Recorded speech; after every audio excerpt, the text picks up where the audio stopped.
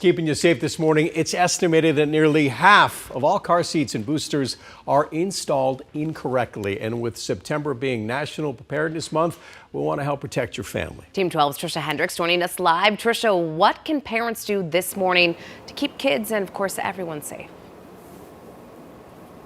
Good morning, guys. Yeah, I remember when I was pregnant with the twins. It's so exciting. Get the car seats installed and get them ready for when they arrive. But there's a lot of stress that comes with it as well. If you imagine disaster strikes out on the roads, you want to make sure that your child is installed properly, placed in their car seat that's properly installed, that is. So joining us live this morning is Jim Garnan, and we're here at High Tech Car Care in Phoenix. Good morning. Good morning. Thanks so much for having us. Oh, my pleasure. So you went through a course and you are certified when it comes to child care, child seat safety, that is. You're a technician. So what's the most common mistake you find when parents come in and they have a seat installed or they're looking to you for advice? Often something's loose. The seat's loose, the harness is loose.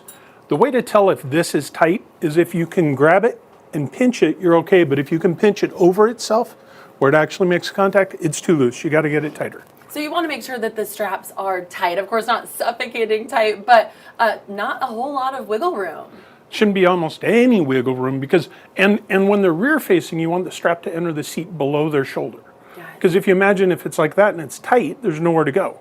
Whereas if it enters above their shoulder, even though the strap's tight, you can still move and possibly be ejected. Now with the real young ones, birth up to, depending on their height and weight, right, reverse facing is the best. Rear facing, that is. Rear facing safest for everybody, even for us, but we get used to seeing what stuff go by.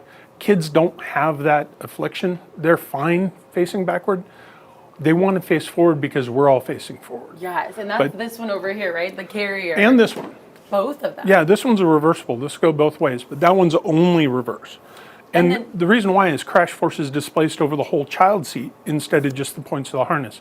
85+% of crash force goes toward the front of the vehicle. And then if you would just touch on what we were kind of just talking about, the biggest bones in the body, and that's where the seat belt was invented.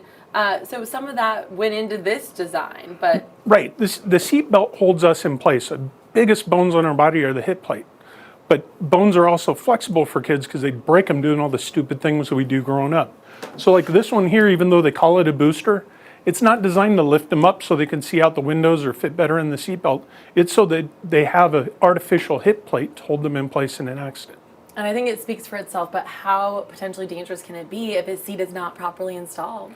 Well, some of the time if it's a counterfeit seat or a poorly installed one, the seat itself can cause damage. Yeah, definitely want to keep our little ones safe out there on the roads. Jim, thank you so much. Coming up in the 6:30 hour, we're going to hear more tips, some advice for parents if you have a little one getting ready to arrive, or maybe you're getting ready to move up in seat size if your little one is growing into the toddlers, or maybe they're ready for that booster seat. We'll have more tips for you coming up at 6:30. Back to you in the studio.